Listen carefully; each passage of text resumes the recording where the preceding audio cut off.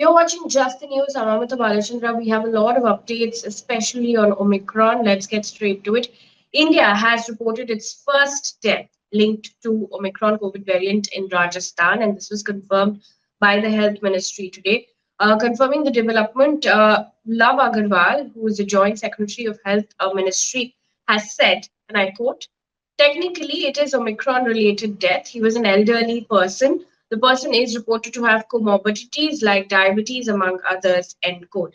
According to PTI, the 73-year-old man who was found infected with Omicron in genome sequencing and who had tested negative for the infection twice died in Udaipur Hospital on the 31st of December. Other countries that have reported deaths related to Omicron are Israel, South Korea, UK, and Australia, among others. Meanwhile, India's Omicron tally has now gone up to 2,135.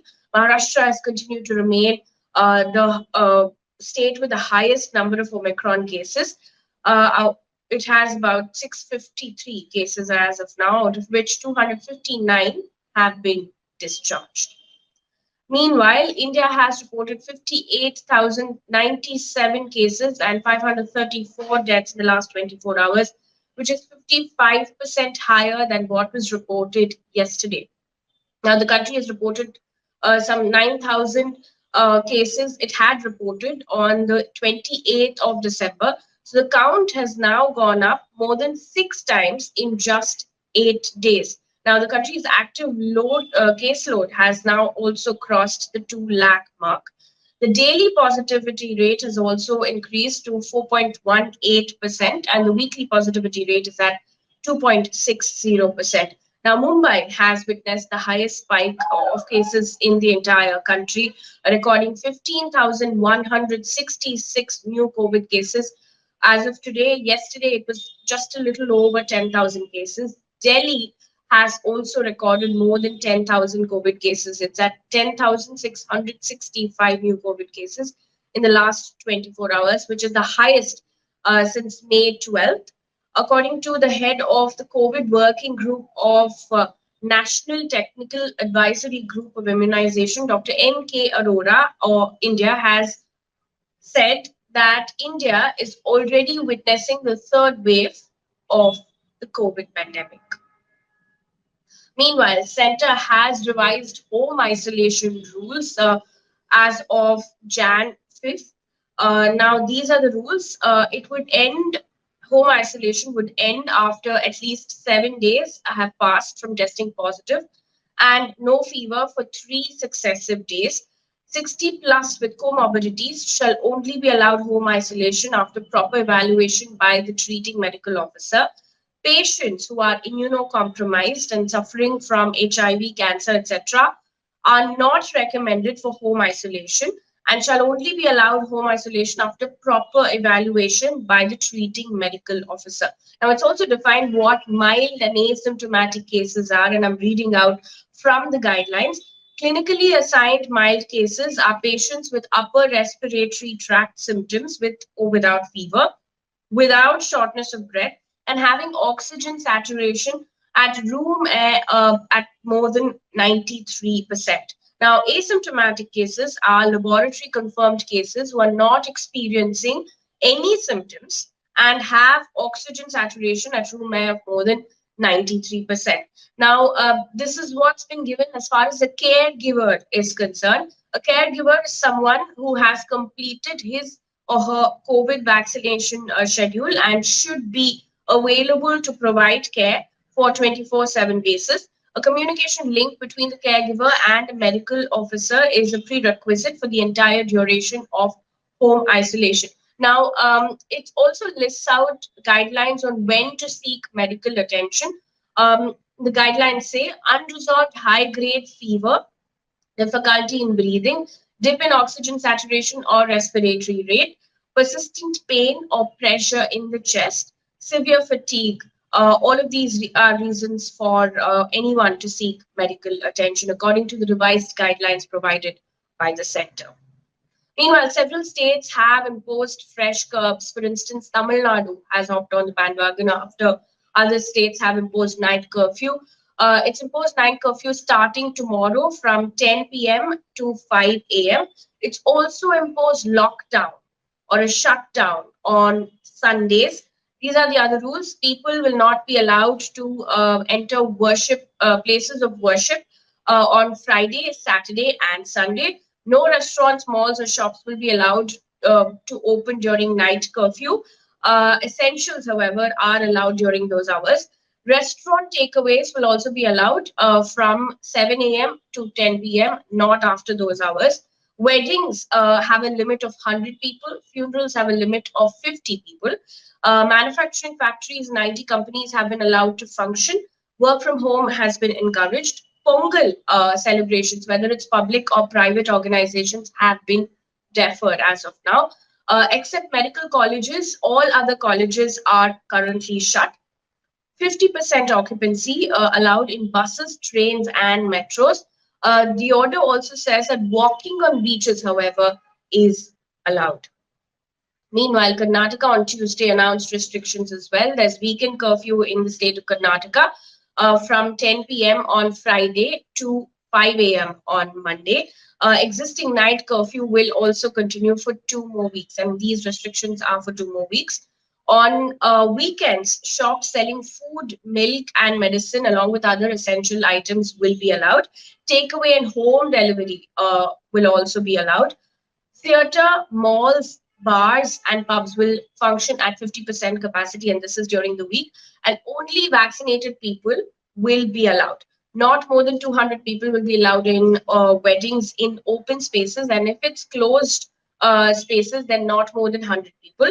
Travelers from Maharashtra, Goa, and Kerala will now have to carry a negative RT-PCR test if they're traveling to the state of Karnataka. Meanwhile, in Bihar, a night curfew will be enforced from 10 p.m. to 5 a.m. Preschools and classes 1 to 8 will also remain shut. However, online classes will continue. Educational institutions for classes 9 to 12 will function at 50% capacity. And these restrictions will come into effect from the 6th of January and will remain in effect till the 21st of January.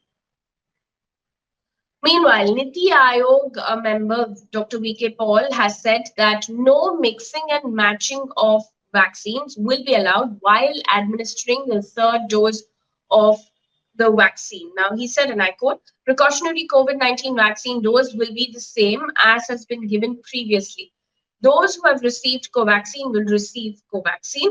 Those who have received primary 2 doses of Covishield will receive Covishield, end quote.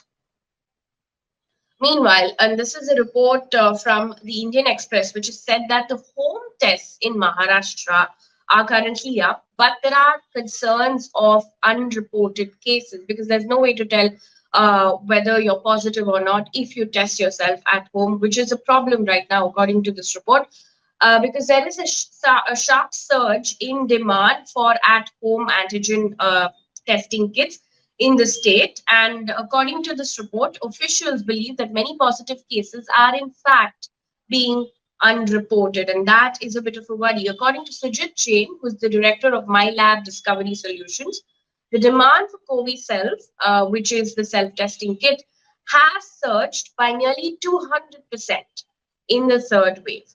Now, the Public Health Department has no mechanism, however, to record COVID positive cases that are being tested at home. Also, in the news, all international passengers coming to Mumbai from at-risk, high-risk countries and UAE have to go through rapid RT-PCR. Currently, 13 countries are listed in the at-risk category. At-risk countries include UK, South Africa, Brazil, Botswana, Ghana, China, among others. Also in the news, the Drugs Controller General of India's Subject Expert Committee has granted, and I quote, in principle approval to Bharat Biotech for the conduct of phase 3 superiority study and phase 3 booster dose study for its intranasal COVID vaccine. Moving on now, the Indian Council of Medical Research, or ICMR, has approved an India-made testing kit for detecting the Omicron variant of COVID. The kit is called OmiSure, and it's manufactured by Tata Medical and Diagnostics. Now, the kit is currently in use to detect Omicron COVID variant in India, and it's been developed by the US-based company Thermo Fisher. Let's now see what's happening across the globe as far as COVID is concerned. Hong Kong has imposed a ban on flights from India, US, UK, Canada, Australia, Pakistan, Philippines, and France after the Omicron COVID variant was detected. Passenger flights from these countries will be allowed to land in Hong Kong, and individuals who've stayed in these countries will not be allowed to board flights to Hong Kong, including transit flights. An update now in the Bully app case. An 18-year-old girl, Shweta Singh, has been alleged to be the mastermind behind this app. Now, she was arrested by a Mumbai police team from Rudrapur in Uttarakhand on Tuesday. If you remember, on Monday, a 21-year-old Vishal Kumar was arrested by Mumbai police and has been named as another accused in the case. The Bully case was registered on the 1st of January following complaints that doctored photographs and other details of at least 100 prominent Muslim women were uploaded for auction on the app hosted on the open source software platform GitHub.